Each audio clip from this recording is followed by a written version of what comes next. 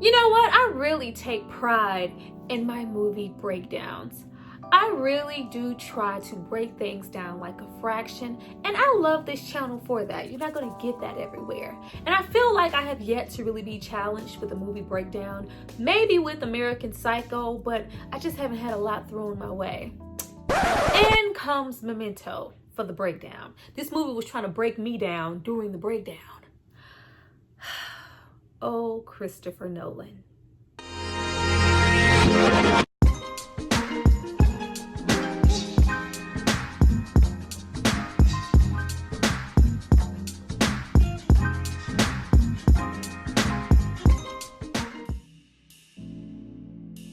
Hi you guys, welcome back to my channel. It's Tyra here with another struggle review, here to discuss Memento. Now this movie is from 2000. It stars Guy Pearce and Carrie-Anne Moss. Now before I get into why Christopher Nolan has just been playing in our face for years now, he's been messing with our minds. I need you guys to drop down and subscribe to my channel and like this video. I'm going to give you guys a moment to do that, and then we're going to come back and discuss all things Christopher Nolan. You know, this is his specialty pretty much. This is where he shines. He can either be, you know, a really good mind fuck and you're just so in tune with it, like, wow, that was incredible. Or it can kind of go off the deep end sometimes, in my opinion. Like, Christopher, like, now you're trying too hard to mess us over. Go back.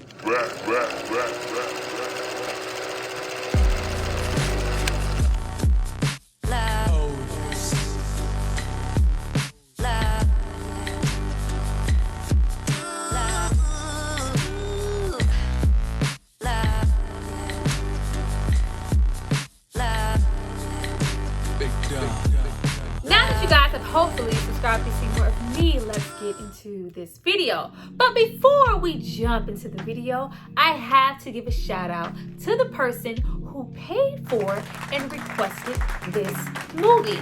So if you happen to be watching and get your whole life, it's not because of me, it is because of this person right here.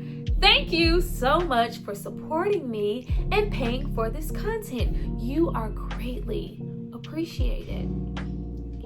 Now, getting into the film, of course, we have to start off with the director, Christopher Nolan. This is pretty much his first film, and boy, did he make a statement for what was to come of his work all the way back in 2000. We got later films like Inception, Tenet, Prestige, the Dark Knight movies. He also does writing on screenplays as well, and he is like clearly driven by these really heightened visuals in his films, these dreamlike illusions. There's always a lot of action sequences and these gripping stories that are always open to so much interpretation. There's this like layer of mystery involved in everything. Storyline, for the most part, just keeps you guessing all the time. There's like two people who watch a Christopher Nolan film. There's that one person who is just right on the money. Everything was clear. Like, I understood exactly the concept of what was going on. 2 + 2 = 4. And then there's the other viewer. Like, I am flat out confused. I don't know what's going on. I need to watch this maybe 4 more times just to even get the concepts. But even with all of that going on, he clearly had a vision for what he wanted his films to be, his screenwriting capabilities, and he was very, very talented from the very beginning. Now, getting into the movie, this was a first time watch for me, and nobody warned me about what was about to go down, but that's okay. We get into Cypher. Like, first we saw Cypher, then we saw Trinity. I'm like, is Neo gonna pop up in this movie? But we get into him here as Teddy. And just seeing his face, it's like instant distrust because you associate him with so many other characters. I'm really glad that they used him here in this role because you really don't know what his intentions are right away in the beginning when we are introduced to Teddy. He just has one of those faces. You know, one of those Steven, Vincent, Buscemi faces, that don't trust him face. He has one of those faces. Now, right as we're introduced to Teddy, we are introduced to our main character, Lenny. We hear Lenny so many times in this film.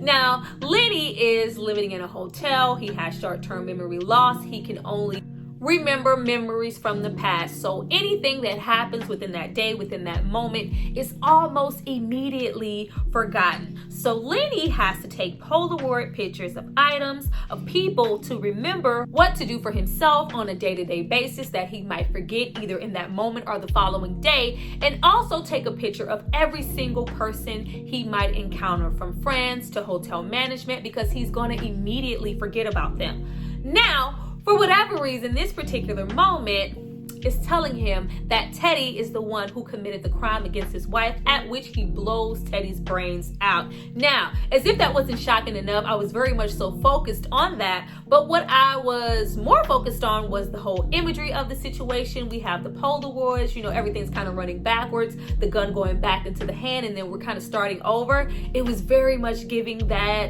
Inception Tenet vibe, and it was like, wow. It really shows you how ahead of his time that Christopher Nolan was, and just what he was about to become. Like, it's really incredible to see the journey from where he started and where we know him as a director now, because he's came a long way, but he had the vision for himself immediately with his first movie. Now, before we leave that beginning scene and I got out of the visual impact of it, there are a few things you want to hold on to from that scene. This is very much a movie where you need to pay full attention. Don't blink, don't walk away, because you're going to miss something important. You have, right before Teddy is shot, he tells him, if you want to know who you really are, let me, take you down to the basement. There's something you need to see. And also tells him that you can't trust your own memories. You can't really trust the fact that you wrote on the back of my Polaroid that, I can't be trusted, that I'm the one. You wrote that on there. You have short-term memory. Do you really know what's going on? Do you really know who you are? Those are things that you want to remember and carry through the whole movie. Now, if you are paying attention, at some point you realize that we are in the same day and we are retracing our steps backwards with Lenny to see why he actually shot Teddy and if he was the right person. But we are in the same day and different scenes and moments of Lenny's day. Now, you really do start to get a Groundhog's Day feel with the film, even though he is doing something different in every single scene and we're connecting the dots, but it's all within the same day, so it can get confusing, but you must pay attention. Now, in getting to know Lenny in this confined hotel room, you get really claustrophobic, and there's this sense of walls closing in on him, not only him but us. And it works so well with the character because there's all this distrust going on. We're working our way back, so we do have lingering characters. We have Lenny. We keep having, Teddy pop up. We keep having kind of that questionable as hotel tenant pop up. Like, you just are wondering who to trust and what's really going on here. And there's just this instant feeling of kind of feeling sorry for Lenny and his memory loss, because it's like anybody at any moment could be trying to take advantage of him. We don't know who's being 100% honest. We really don't know what's going on. We're just trying to work our way back there. But the Polaroids with the names on them are not the only mementos that he uses to retrace his steps. He's also trying to retrace his steps with the help of his friend at the moment, Teddy. He has all this paperwork and files on his wife's case. He has these notes that he writes to himself, and he also has all these tattoos and messages all over his body so he won't forget. All of them say something different. All of them are in different fonts, in different spots on his body. They are everywhere. And it's just like, what is going on? Not only are these tattoos all over his body in different fonts at different moments, when are you finding time to go get tatted? How does this work in place with your short-term memory loss? But more than anything, way across your chest, and we've heard him say it multiple times in the movie in the beginning, John G is the one who did this to my wife. And we know that the man that got shot in the beginning is Teddy. Teddy is not John G. What is happening? Now, even though we have memento after memento, and Lenny feeling like, Teddy is supposed to be helping him with his wife and the murder and the whole situation, on the other hand, we have Teddy verbally saying and checking in, why are you still here? You need to leave. There's nothing left for you in this town. Like, he's so eager for him to get out of town, and at this point, we just don't know why. There is so much distrust all up and through this movie. You just don't know who he not safe. We feeling sorry for him at this moment. Now, If we didn't trust Teddy right away, we really didn't trust Natalie, aka Trinity. She is all too eager and willing to help him. And via her, it's just because she wants to, just because she can relate, just because she's been through something similar and losing her spouse. But her showing up with a bruised lip just makes us feel like it's a little bit more than that, and she knows more than what she's letting on. So not only do we have all these people surrounding him with all this mystery, they seem a little untrustworthy as far as characters, but each of them separately in their own way are telling him, you cannot really trust your own mementos. How do you know what's what? You really trust that what you wrote this day matches up to this time? Low key, you can't really trust yourself. But if you're paying attention, it's just not them suggesting that he shouldn't trust his own memento. It's almost like they're getting their kicks out of it. They're kind of poking fun at him. It's just like they're all in on a joke that he's not a part of. And things only intensify from there. Not only do we have this man who has no real concept of time, not being able to trust his own mementos and all these people with this mysterious ass lure around them, we also have the little shady ass hotel tenant, and we have him continue to get phone calls from someone we don't know who, but at that point we all have things kind of fade and it's black and white, and he's just more so confessing. And this is when we get into the name that is tatted on his hand. He keeps telling anybody who will listen to remember Sammy Jenkins. Now, Sammy Jenkins and his wife are trying to get a claim because he at the time is suffering from the same short-term memory loss that he is currently suffering from himself, but he denies the insurance claim. It's false. This is strictly a physical thing. This isn't a mental issue. He really doesn't have short-term memory. He's choosing to be this way. I'm not going to deny the claim and say that I flat out think that he's lying, but I think if he wanted to, he could make new memories. And this in turn, we have a wife on the side. She is just over it. She is really missing her husband. She is really nitpicking at the fact that is he or is he not suffering from short-term memory? Because if he isn't and he is strategically doing this, it is taking a toll on our marriage. But for whatever reason, this is sticking out in his mind. But we feel like at the moment it's sticking out because he is now suffering, like I tried to call him out on maybe not having short-term memory, and now I'm the one with it. Now, after we leave those Sammy Jenkins moments, which were really in foresight moments of him tormenting himself, why would he keep picking that same triangle that shocked himself? Why wouldn't he, pick up on the repetition?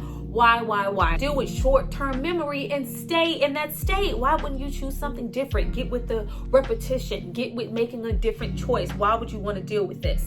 We open a whole nother bag of bones when Miss Natalie, with her underhanded ass, decides to use him to kill Dodd, who is physically hurting her because he thinks that she has leftover drug money or drugs courtesy of her boyfriend Jimmy, who is now dead. But even though they've grown closer, they're getting intimate, they both lost spouses, they have kind of this relationship going on, he is just like, well, hold on a second, that's not what I was agreeing to. I wouldn't just, kill anyone. I'm not up for just killing any old body. I don't kill people. But it's like, well, yeah, you're gearing up to kill the person who killed your wife, so what's the difference? What exactly would you kill for? The writing here was really good because you really feel like Guy Pearce does a really good job with the whole short term and the going back. Oh yeah, wait, what am I doing here? I don't feel drunk. What's good? Like, he was doing a really good job, but the writing really makes you feel like he is just so innocent and you feel so sorry for him. Like, oh, they were just out here taking advantage of him and his short-term memory loss. Get away from these people. Just leave town, like Teddy said, because you can't trust nobody. Because even though you have them getting closer and we're backtracking to them spending time together, how she even ended up with his hotel key, but in turn you have Teddy in his ear constantly. You can't trust her. She's going to try to use you to her advantage. She's going to use your condition to her advantage. You need to get away from her. You need to leave town. Why are you still here? Just leave. Why, Teddy? Why? Now, honestly, at this point in the film, I started to grow really tired just because we have so many different dynamics and so much going on. We have him in the past memories of Sammy Jenkins and his wife just getting absolutely fed up and goes to him for confirmation that if he doesn't have short-term memory loss, then this must just be a game. So me being a diabetic and him giving me my insulin, I'm going to have him give it to me over and over, which I thought was crazy. Like, girl, if he didn't have enough forethought and try to give that shit to you a second time, we were supposed to stop. It got real right about then. You also have the situation with Natalie. What will you kill for? You have the guy winding up in his hotel room closet. He doesn't know how he got there. He's in his actual room. He's taking a shower. I'm not really drunk. Yeah, I have to get him out of here. I have to let him go. I don't want to just kill anybody. I'm not a murderer. But we have Natalie, you know, he's gonna physically hurt me. You have to help me. You said you would help me. Then on top of that, we have the clerk putting him in the wrong room. No, this isn't really your room. And then we go back and it's not actually his room. It's the guy's room who wound up in the closet, and then they're having a shootout. They're running. Oh, this is how the window got blown out. All the way retracing back to having moments of Teddy just flat out going, is this really your car? Is this really your suit? Are you feeling like you? Do these really feel like your clothes, your life? How did you get here? How did you come into the wealth that you have all of a sudden? How can you afford a car like this? How can you afford the clothes? And then you go even back further with him hiring an escort. This entire time we have had memories of the wife being attacked. We have relived the attack a couple of times. We've just had moments of them just being together. He clearly loves his wife and wants to avenge her so goddamn much. But you see the initial attack and you see him being knocked out and him losing that memory that he had. But you have it just seem like, is this really you? How did you get from point A to B? What is really going on here? But if you were anything like me, you were trying to hold on to your sanity. So I held on throughout the entire movie to a few things just to keep it. Okay, I held on to the beginning. You can't trust, yourself. You can't trust your own mementos. Come on down to the basement if you really want to know who you really are. I held on to that. I also held on to when and where he wrote things on the back of those pictures. I was waiting for the moment that he wrote on the back of Teddy's picture, don't trust what he says. He's the one who did it. When were we going to get there? I also was waiting on the moment for him to realize what he scratched out on that picture and why he wrote what he wrote. Now, of course, we have, she'll help you out of pity. She's that. But we also have him writing inconsistencies about Natalie, but he scratches them out just off the strength of not trusting Teddy. I also held on to that file that he was carrying around that was mysteriously missing those 12 pages.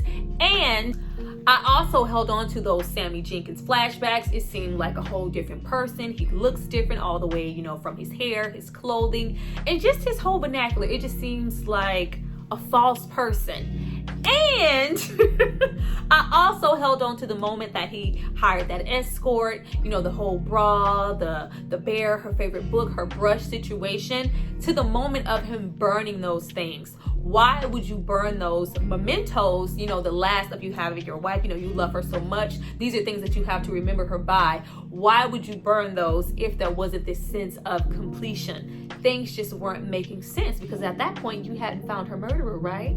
Right? When I tell y'all I was exhausted. Now we have everything come full circle when we have him confessing and we have him remember never answer the phone. Now this entire time we have had the clerk come, there's this cop looking for you. He wants to talk to you. He can help you with your case. And this is when we learn a whole lot more about Natalie. Now, Natalie is the best actress ever. And she is not who we thought she was. Well, I ain't never think she was shit. But if anybody thought she was shit, she wasn't. She is really, really taking advantage of the situation. And that moment also lets us know that Teddy was telling the truth. She is using that short-term memory for him to commit murder. She even sparks up an argument with him, disrespects the wife, just so she can get hit, just so she can come in like 5 minutes later, knowing that he would have no memory of it and say, he did this to me. I need you to kill him for this reason. He's after me about these drugs. He's not listening to me. I did what you said and look what happened. You need to go defend me and kill this person. Wow, the Academy Award goes to. We even get into their initial meeting and her testing him with this disgusting spit beer to just confirm, oh, you really do have short-term memory loss. Are you Teddy? Who are you? I'm trying to figure out who you are in correlation with my Jimmy. It's all gonna make sense in a minute. Now, by the time we get to the end and we've been on the roller coaster ride with Teddy, kind of slipping the bar information for Freddy's into his pocket for him to even go and meet with Natalie in the first place, Natalie trying to use him for her own advantage and have him kill a drug dealer. Like, it was just so much going on. But we get our first real set of answers into where it all started. How did he even end up there? How did the bullets end up in the truck? Why was he even in the building that he shot Teddy in the first place? We have Teddy come one last time, you know, while he's getting tatted. We've seen him get multiple tats. He's trying to remember facts, license plates, all the way down to him tattooing himself. It's just like, you are still here. I need you to leave now. Now, at this point, we are still working our way backwards, but we are more close to the beginning to realizing why he shot him in the first place, if that makes sense. But he's just not feeling it. Not only does he not leave, but he leaves at that moment and winds up back at Freddy's where Natalie works. Now, right away, she believes that this is her boyfriend. I see my boyfriend's car, I see his clothes, but this is not him. Clearly some underhanded shit is going on. This is why I'm gonna toy with him in the bar, give him a spit beer. This is why I'm gonna set him up to have him kill someone. He has something to do with my Jimmy disappearing, and it has something to do with the drug dealer and with Teddy. I don't really care, but I'm going to use him to my advantage. Right now, I have to save myself. And then we get all the way back to where we started, to the abandoned building and him meeting up with the initial Jimmy. And he's here because the officer who he has been confessing himself to this entire time on the phone was actually Teddy, aka John Gamble. Not the Gamble who did what happened to his wife. His last name just happens to begin with a G and his name is John, but he wants to be called Teddy because his grandma called him Teddy. But he has lured him to this spot and told Lenny that the person who killed your wife is in this building. He will be here in a minute. Now, from our perspective, we know that this is a setup and he had absolutely nothing to do with the murder of his wife, and he is being set up by Teddy. But him, with his short-term memory loss, he does not know any better. He not only kills him, but he takes his clothes, he takes his belongings, and once he comes to and doesn't really know what's going on due to his short-term. Hence, if you really want to know who you are now, let's go down to the basement. He has made it all up in his mind this entire time. The situation about the wife and the Sammy Jenkins, that was his real life situation. Sammy Jenkins never had a wife. It was his wife that had the diabetes. He's been elaborating, soaking over the story more and more just to make his actual short-term memory feel better. Via Teddy, we been found the person who murdered your wife. We been did it. I helped you with it. But you weren't satisfied, and due to your short-term memory, you didn't even remember it.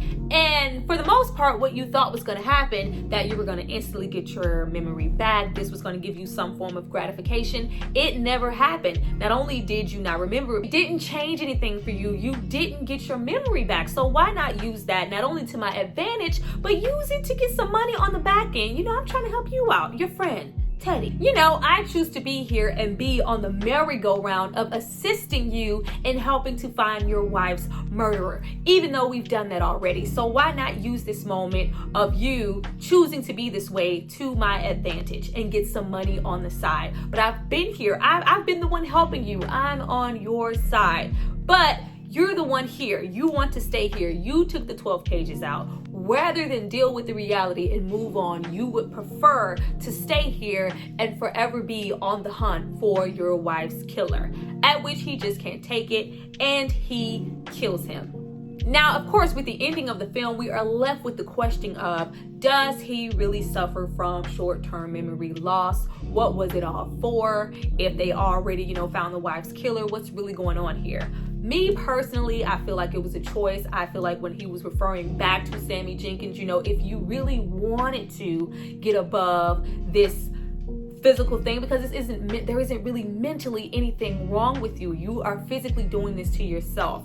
Now, is it a form of sickness within yourself? Of course, but if you wanted to rise above it and move on, you could. You would stop picking that block that was shocking you. But he has a preference just to stay there. He doesn't want to move on. He doesn't want to really deal too much with the outside world and just really move forward with, okay, my wife is gone.